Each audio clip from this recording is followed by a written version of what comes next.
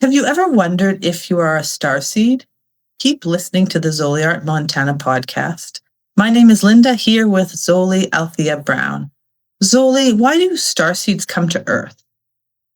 I love this subject because we chatted a bit about it on the radio show. I think most people are from somewhere else, and that may be hundreds and thousands of years ago, a million years, I don't know. But what that means is that when you took your first breath as a being, that is where you are so-called from. Was it on Vega, on Venus, Arcturus, or Earth, wherever?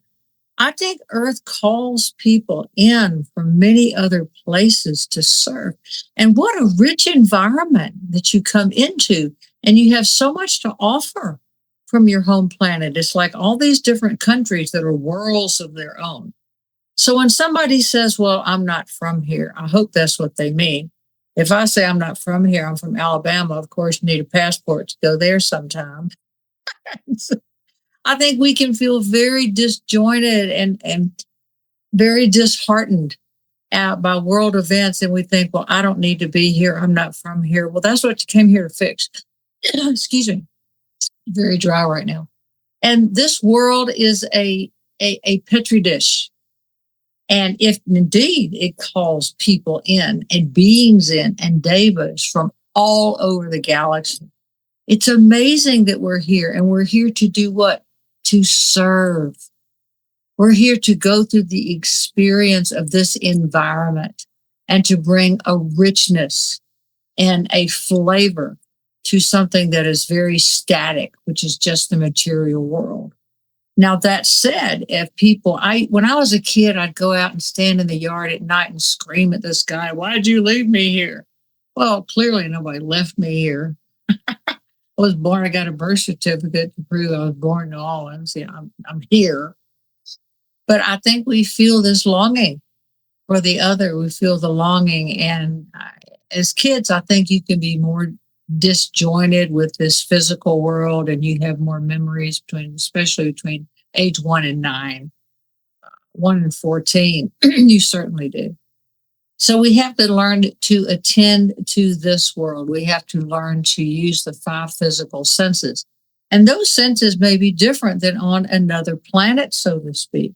Now, there are planets that are not in our solar system that are non-physical. And there's some that are physical. That means that you're at the level that we're at, where our molecular, our atomic, don't get on me, you guys. I don't know the words to use. The atomic molecular thickness of things here creates physical forms that you can see, touch, hear, feel. And that's what we come here to do. And it can be very disturbing. But we do come here to serve, and there's a great beauty in that. And the time is coming very, very quickly where these so-called governments are going to be releasing information. Some real, some just total garbage. But the main thing is to realize that there is an opening. There is a spiritual portal, so to speak, to where this can't be held back anymore. And whoever you are, nobody can take that from you. Your soul will always be from there. I wonder what difference it makes where our soul is originally from. Well, you come in with certain energy signatures. Like, you're Canadian, I'm American, my friend is Italian, and then there's a French one. You come in with these cultures, and you're raised in an energy field of expectation to where you are expected to adapt, and you should in some way, to the culture that you live in. That's how you learn, that's how you evolve, and that is partially how you give back. So these other cultures from other stars, so to speak, what a rich weave that is. Yeah. Do all systems have starseeds? Do Earth souls go to other places as well? That's a great question. I've been asked that before, and I just don't know. I really don't know. I would think that we do. And as far as, let me divide that into 2 categories. There are people who are Terran, they were born the first time on this earth, millions of years. And then most people here are from other places. So in between these lives that we have on this planet, I mean, I do that. I go out and I go to other places and I do other things to gain knowledge and to bring it back to you. So different souls are following different purposes in different places, in different lives. Oh, it's so complex. I can't even begin to understand it. Remember the scene of the Star Wars bar and on Deep Space Nine, how you had the ship and they'd bring other ships in and these amazing creatures would get off. Nobody seems shocked by a two-headed dragon. You're just used to it. And that's how our world will come, but it's going to take a little time because we have to learn to get along with ourselves first. We're always trying to seek greener pastures or something better beyond ourselves. Like you explained when you were a child, you said, I'm not from here, take me home. Yeah. I mean, I don't know where I thought I was going. I didn't know. My soul originated, I know now, on Vega. And vegan, not vegans, we're not, don't eat meat. That's not that one. Vegans. We're very dramatic. Think Lady Gaga, think theater, think expression. And we're here to speak and to be heard. That is what we come here to do. And we do that in every lifetime in some way. But I've had plenty of lifetimes where I couldn't do that and I was squelched. And so we have the good, the bad, and the ugly. No matter where you're from, the Arcturans. My husband he came from Arcturus. And these are scientists. These are amazing kind of people. These are highly evolved people. The vegans, we haven't been here that long. I'm not an old soul, as they say. Well, Zoli, then what are you? I don't know. I'm just doing time on planet Earth, and I just love it. I love that I'm able to express that. But I get moody like anybody else. But in other words, because I'm from Vega, I will express that differently. A lot of color. I mean, the art that's behind you is color and it's life, and we like to express. If you are from Venus, it's a very highly evolved place. Those are very loving people, usually very calm. And it goes on and on. I'm wondering how are starseeds like student exchange students? Oh, I love that. Sure. And you come to live with host families, though you may or may not think you get along with. Like, what am I doing in this family? I don't get along with any of these people. Well, maybe you do, maybe you don't, but I guarantee you have karmic connections to them. It is and it isn't, but you get used to it. Earth is actually, even though it's a deep, dark, evil place, you come here to learn all this icky, hard stuff. It's also brilliant in light. Is the only planet to produce a Christ in our solar system. And the word Christ, I'm not talking about the man Jesus, the master Jesus, but the word Christ is the head of hierarchy. Right now, it is Maitreya. In 2,500 years, starting in the age of Capricorn, it'll be the master Kutumi. Then after that, it'll be somebody else. So we grow and evolve and change. That stuff is pure theosophy. The people who know a lot more about it than I do. But I love the exchange student thing. Starseeds decide to stay permanently? I don't know. I think it depends. Here's my view on that. I think the more work we do on ourselves to meditate, to pray, and to serve, and to think unilaterally, to think something, to say it, and then detach from the outcome. And I don't mean shit. That's not what I'm saying. But the more that we do those practices, those dharmas, we do change and evolve because the cells of the body do, and that permanent atom that you have in the right-handed heart that goes from one life to the next. The new body forms around it, and it forms around the etheric body, the mental body, and all this stuff. So you want to be able to change and be flexible and grow. And each time you come to Earth, it will be different. But you do take things with you and you do evolve. And I think in between lifetimes, we review that. I think the more that you are able to express your soul purpose, not the personality, but the soul, Then you come back and you might want to stay longer in a certain place to continue that kind of work, so to speak. It's like taking a course, then you want to do a graduate course. Yeah, it's curious to think of how it changes as we're learning and growing throughout each life. It does. And change is the constant.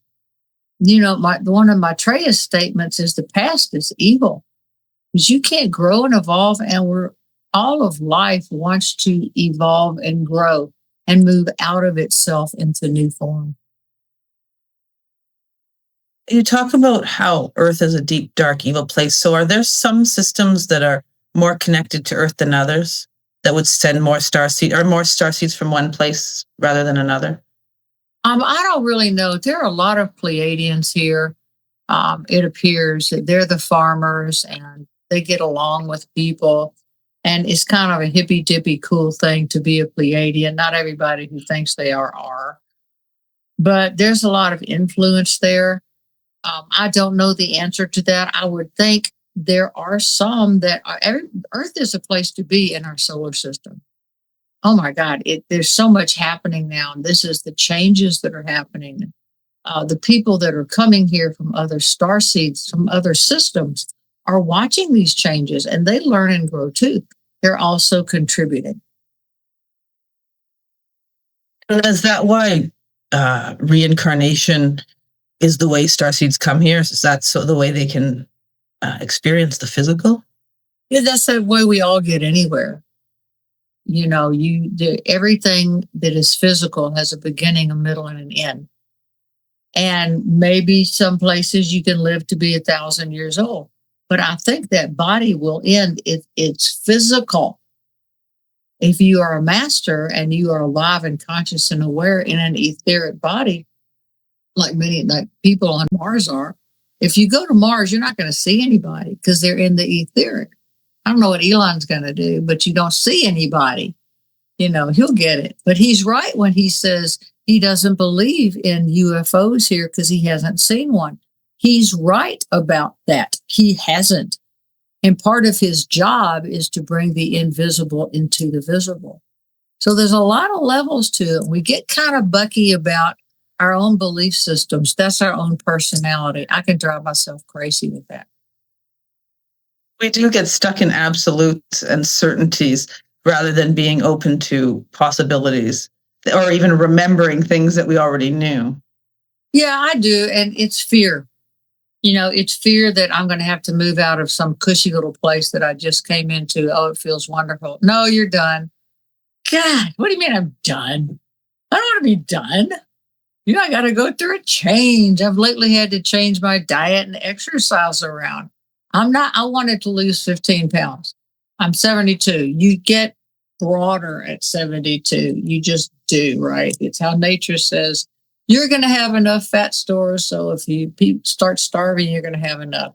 Well, we kind of don't need that in the modern world. But so I'm not one of the people that can take the fat shot. I can't do it.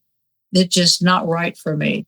I'm going to do diet and exercise and I'm going to make that work. It's not going great right now. And so I was upset that I have to change how I'm eating. I had to do that and it made me mad.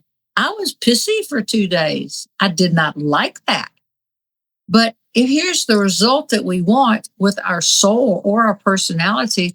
We're going to have to move towards that and then go through the changes that are going to allow us to be there. And we're never alone with it. There is external stimuli that's affecting that. There is internal belief systems. We get caught up in these things and we don't get it all. But what we have to remember, and I want to remember, is we are here using the body to serve a higher purpose. Serve a higher purpose. And that purpose for me is ZoliArt. That's the purpose of it, to be my best self when I present this work. It took 10 years to get me to even appear on like this. I just didn't want to do it. I'm autistic, first of all. It took me 50 years to learn to even talk. I knew what I wanted to say, but I couldn't talk. I'm an INFJ, private. So I did a lot of body code work. There are sessions there, things that you can do, therapy to help you move towards these things. And that is why we have each other. If we were perfect, all of my therapists, the therapizers would be out of work. What are you going to do? All the psychologists, the body code people, the personal trainers, all the people that do that.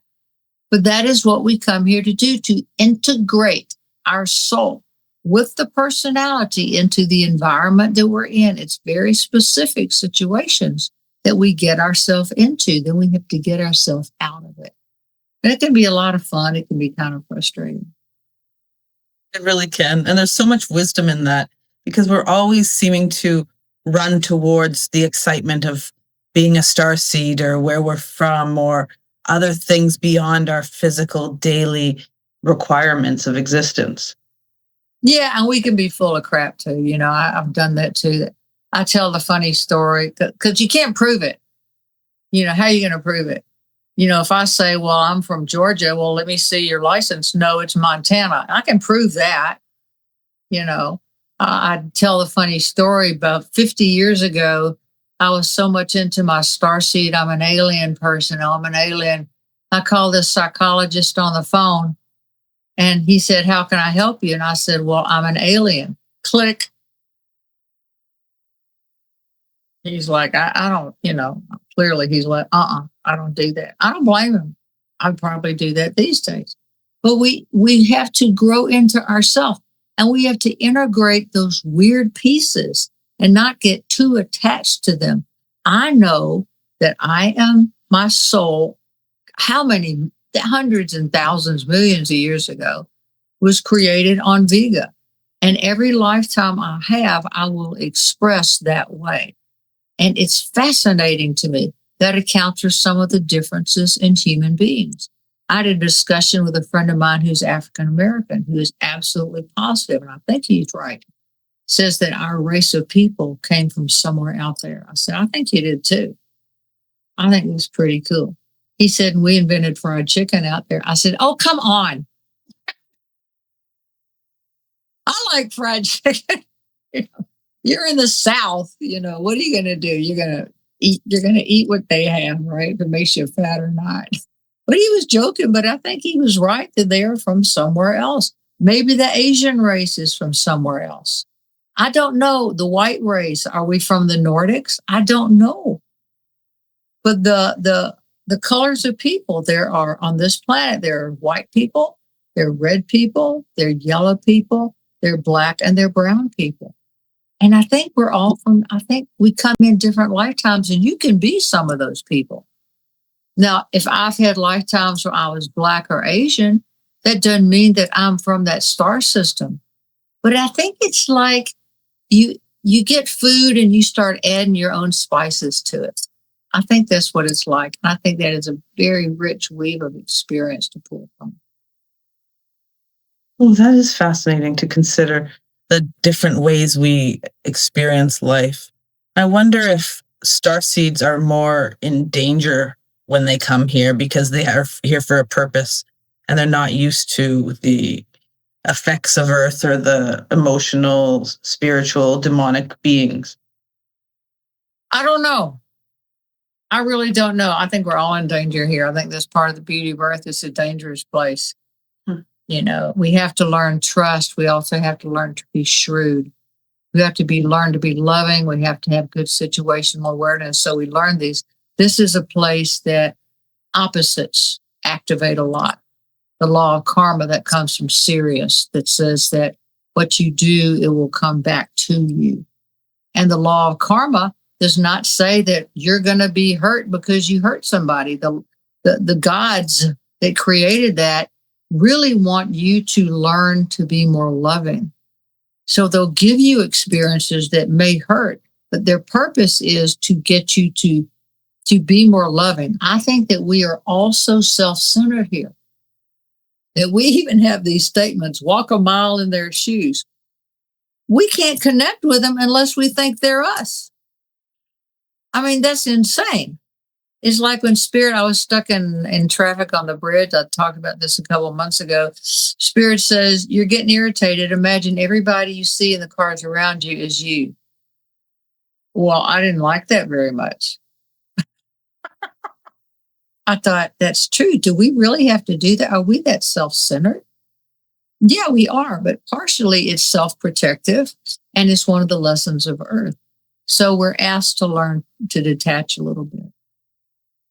So that duality between being part of the collective, being together, as well as being here for our own individual purposes is so fascinating to me. And it reminds me of my son told me about a study where humans and ants were given the same puzzle. And the more in number there were, the ants did it faster than the humans because they were better at working together than the humans were. Yeah, I like that. We're getting there. You and I talk a lot about collaboration and how we love doing that. And I spoke in the radio show about meeting this woman at the good food store that I felt an enormous collaboration with in the spiritual sense. And these things are rich, and these things feed our soul. When we can connect with anybody through the heart or the head, when we become, it's out of time and space. You know, the thing about the ants are great teachers. They keep the forest floors clean. And I love watching ants. They're huge ant piles or houses. We got some on our property up here on the mountains. And they're big. And if you watch them working together, I don't know how it works, but I think that is what the Aquarian age is about. I think you're hitting on that too. That not to be ants, but to learn the humility of saying, there by the grace of God go I. That hurts them. I don't want it to hurt them. Not because I don't want it to hurt me, but I really do feel empathy. Yeah. And that it's okay to collaborate and still retain your individuality. Oh, and that's the crux, see? And I know I harp on this, but I'll say it again. The age of Pisces was the age of self-sacrifice. It's the age of the crucifying your personality for your soul. And of saying, I'm going to spend all this time in the monasteries. We're going to have all these priesthoods. We're going to go into the deserts or the high Tibetan plains. We're going to be alone, and we are going to suffer. That's what it was about. So we did that. So enough of that. So now what you do, now that you know who you are, and you do, you take that into a group, and there's 12 of you sitting around the table. Everybody is authentic, and then you really can get a lot done. Because one person's not trying to do somebody else's job. You're doing yours, and people are letting you because they recognize that it's not them. So much less urgency and upheaval in that, if we can strive towards it. It's non-competitive.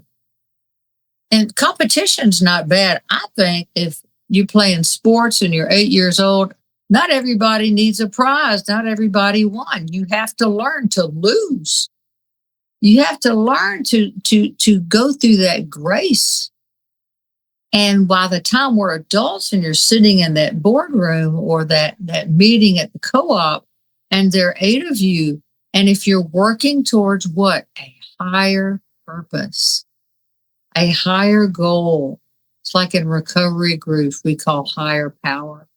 And we're there and we join together in higher power to listen and to grow and to learn.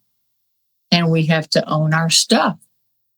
We have to, all of us, we have to grow a backbone. You've got to find a way of managing yourself, especially in these days of heavy emotion. Because if the emotions control you, your soul isn't going to come through very easily, and it's going to hurt. And you deserve more than that. So how do you seek a higher purpose when you're suffering? Well, the suffering is the way that we get to it, unfortunately. It's just how we're built, you know. What do we do when we suffer? We grieve. We grieve. And I think we have to have a spiritual bank account that we have built up.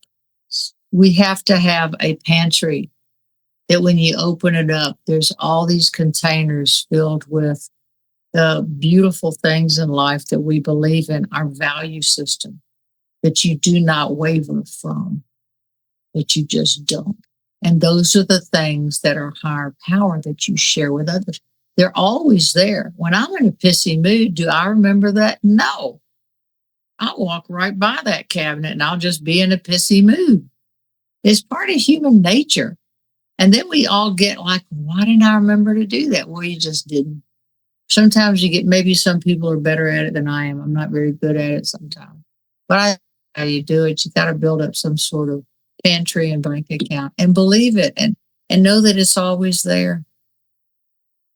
Do you think some souls bite off more than they can chew when they come to this earth with the amount of suffering they plan for themselves? Oh my God. When astrologers look at my chart, they go, what were you thinking? Are you serious? This is ridiculous. Well, I'm one of those people. And I think it was so important for me this life to get this taken care of that I kind of gave myself a little too much. Maybe I did, maybe I didn't. But I've had to learn and grow. Now, there are people who spend a lifetime in suffering. There are people who are born with enormous difficulties. I wasn't one of those people. All of my stuff is my attitude. You know?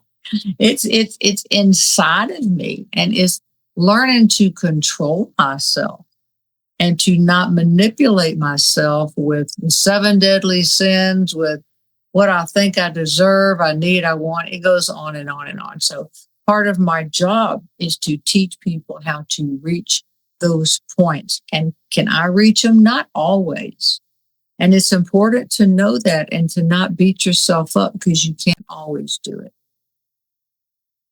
So maybe there's these souls that are thinking Earth's a hard place, so I'm going to pack everything into one go so I don't have to go back. Well, you do have to go back. It doesn't matter how you pack in because it's all your point of evolution. You'll go through thousands and thousands and thousands of lifetimes, and then you'll finally take the first initiation. You'll take the first one. And when Jesus said, in order to reach God, you have to come through me, the theosophical understanding of what he said is he wields the rod of power in that first initiation. You have to come through him to get there. After the first initiation, your soul becomes more entwined with your purpose. The second initiation is about controlling the emotions. The third one is the first one where the masters really think we're divine enough to even talk to.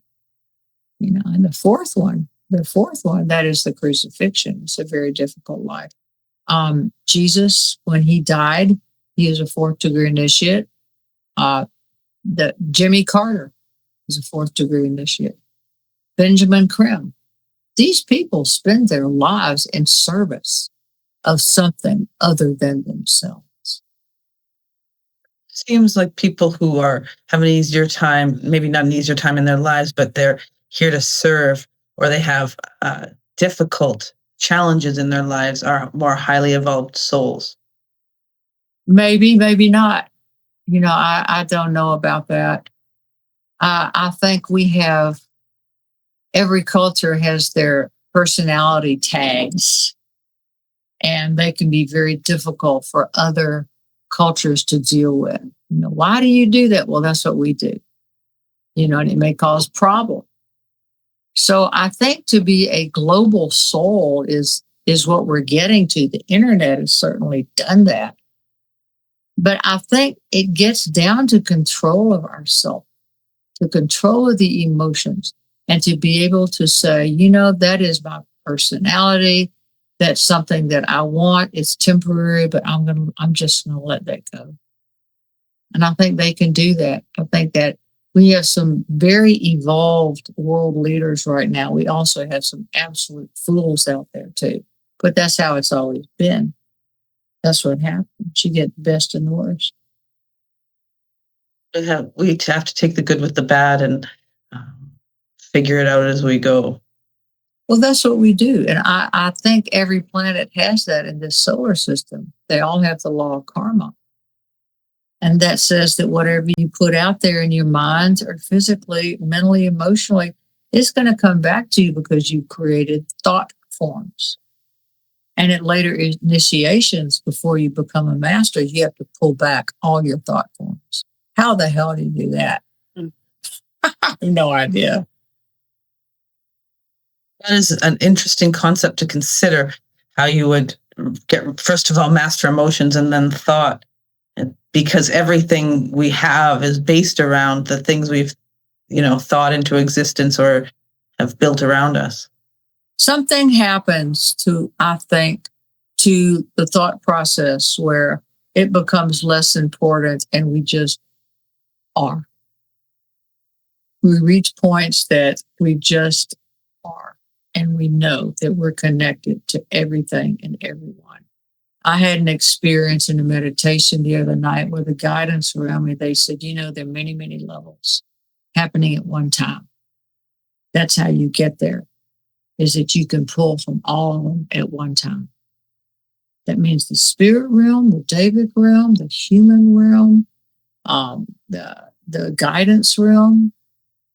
It's something that is out of time and space. And I think the times that we're moving in, it will make that easier to at least feel that incrementally. So in that way, language is kind of primitive and it's holding us back from expressing our true being.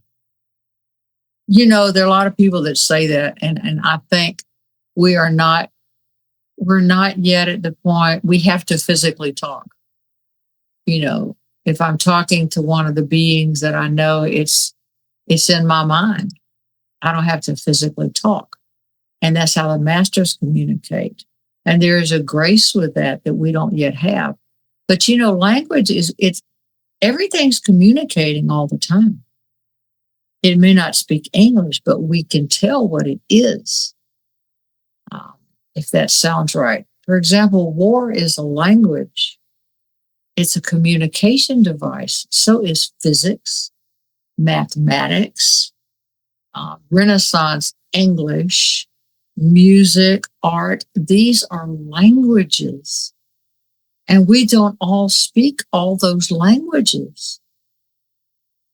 And what is happening in the world is with the technology, with AI, with bringing us closer to each other, we are overwhelmed with many, many languages. And the wars will build for a while because we're using war to communicate with each other. That's insane. Not all wars are bad. Some are needed. I won't get into that. That's a whole big subject. But everything's communicating. And I think we are learning to communicate not non-verbally. The cues, intuition. The cues. So as we get better at mastering our emotions and communicating, maybe with less strife, is that going to help war fall away? It seems like a very, very unproductive way of communicating. Yeah, it's fear. It's fear and aggression, and it's all personality stuff. It's based on, I don't want to be seen evil, so you're evil. I mean, is there are tomes written on that. My brother and from another mother, John Hogue, he writes on this all the time. Nostradamus addressed it on the so-called potentials for wars coming. Some of these wonderful psychics online talk about the potentials. The East Indian Nadis, Naadi, the Nadi leaves, speak of this, but they also say that there are cures for any of these things. Don't have to happen. That we can move through these by prayer and meditation and kindness. It's a huge subject. I certainly have no answers. Beautiful to consider that simply moving towards more prayer, more meditation, and kindness. Those are all things that every individual can do on their own. So that's really comforting. It is, and it's very comforting. When I do that, my life goes better. I've spoken of this experiment I'm in of pulling myself back into my body. When I wake up in the morning, I say, the night is done, the day is here, something like this. It's 7:02 in the morning. I'm going to go throw out some bird seed. Sophia the cat, she wants this. And I feel myself come back into my body more. So with my astrology chart, I'm an Aries sun sign with a Cancer moon, Cancer south node. Pisces rules my chart. It's an ascendant, but Neptune is my chart ruler. That's the most woo-woo, outer body, out there, no boundary thing there is. But I'm also ruled by Cancer, the moon. Now, those two things are kind of toxic for a sane person. So I have to learn to bring myself into my body. And this is something that I just uncovered that I need to do 2 weeks ago. I'm 72 years old. Really? It took you this long? There are certain points in time that we work collectively. And there are friends that I'll talk to them and they say, yeah, I'm doing that too, or something similar. There's a great oversoul. There is one soul and it's humanity. There's one soul. And spirit calls people humankind, sons of men, not women and WOMYN. It's sons of men. We're all called men, if you're feminine or not. Why is that? I don't know, but you're not going to change it by being woke. It's just not going to change. So there is an oversoul of men.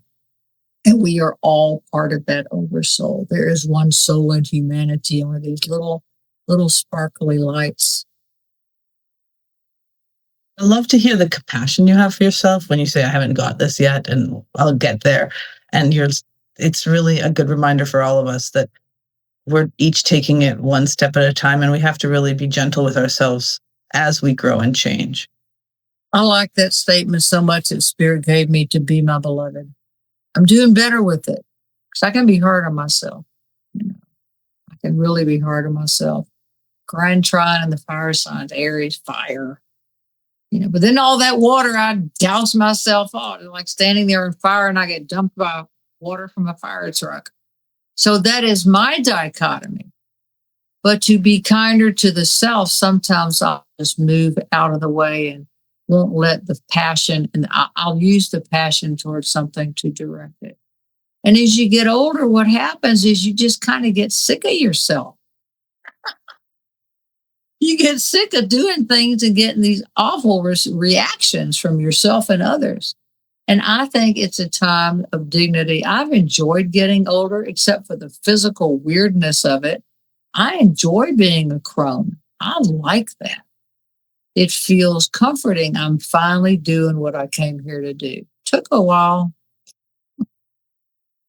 It sounds like you have a lot more acceptance of yourself. It sounds like it, but I don't know if that's true. It sounds like it. As I said, I was raised in a very theatrical family. That because we believe to express, you want to express with sound and color and lyricisms. And I think I have gotten better at accepting myself until I'm working on something that I'm not getting. Then it's just ask my husband.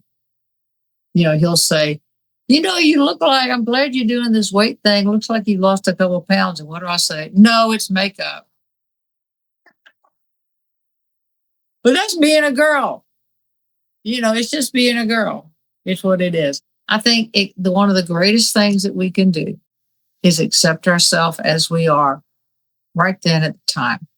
Sometimes we do better than others. Sometimes we don't do well with it at all, because there may be things we really do have to change and address. We really do. And that's the time to grieve the loss of that comfort and to look at other people and get inspiration from other people that are doing this and say, wow, look how much brighter they feel. I can do that too. And then we do that for other people. Part of what we're doing here on ZoliArt, and you and I talk about this quite a bit, is that we want to inspire people to be curious about themselves. If somebody ever said to me, I want to be like you, I'd go, you poor thing. You want to be like you, because this is smoke and mirrors. I'm up here in the ZoliArt studio. I got 10 pounds of makeup on. I got my frou-frou stuff. It's fun and it's a show, and I want to appear light and airy about it. But that's not who I am. That's what I am. So ZoliArt wants you to ask who you are. And what you are will tell you a lot about who you are. But we want to inspire you to ask for help from those who guard and guide you. You are surrounded by so many beings in light, and they're cheering you on. And you want to be your beloved, and you want to feel that golden thread coming through you. You know what it feels like? It comes in your heart. And then you want to give that away. And you can give it away, but you just get more, because love never ends. It's the only thing that's constant. Love is electricity. Electricity is love. The idea of love, it manifests down as electricity. Electricity is life. And this receptivity here, the magnetism of it, you have electromagnetic things creating this field of energy. And when you feel love, that is that electricity coming into your magnetic field. There's a science to this, and it's true. And more of this is coming. I have huge hopes for the future. I think we've got some wackadoodle years coming up, but so what? So what? Look at the 60s. Was anybody alive in the 60s? It was crazy. But we're going to do this. We're going to straighten it out. And we will see Maitreya on the day of declaration. You will see the master there. He'll reintroduce the return of the masters of wisdom that for 100,000 years, they have been in the mountains of the world preparing for this day. They're back. What would you just say to someone who doesn't feel love, or someone who doesn't think that they're worthy to be their own beloved? Oh, that's so hard. We've all been there. We've all been there. We get these, we're programmed from the time, I like what Chase Hughes taught me this. He says, on his podcast, I've never met the guy. Age 1 through 8, you are in theta. Your brain is in theta, which means you are a sponge. I think about Tom's grandson, Liam. He's 8. Now he turned 9. 9 and 10 is the curious stage. It's the, wait a minute stage. Question. They cognate, they this and that. But those years in our childhood have programmed a lot into us. Well, we're told we're not okay or we are okay. And it's just how life is. You're going to be disappointed at a kid. You're going to lose a baseball game. So what? You're going to ruin your favorite T-shirt. These things can have impressions on it. We're all insane. We're just nuts. But there's ways of managing that nuts, and you do it with other people. And, your mom might say, oh, don't be silly. You're fine. And you're like, yeah, you're right. I'm fine. And people don't feel love. You have felt love at some point, but you turned away from it, or it turned you away. But you are love. That's the weirdest thing. We ask how to be bright lights. We're already here. We're total love. We are impassioned with it. We are impregnated by it. And we can only express love. We can only do that. And when we get into wars, we're trying to get there. We're trying to get communication, and we're so hurt and we're so terrified that we have to do it through fighting. And that's just dumb. We'll grow out of it. This planet, we'll get there. That's so hopeful. There's so much beauty in the reminder that we are love, and we just have to come back to it. Yeah, just ask for help. Ask that you feel that in your heart. And it may not come 100% 24/7, but enough will come what will remind you that you are. That is what you are. Thank you, Zoli, for that reminder and for your inspiration. Thank you, Linda. Take care.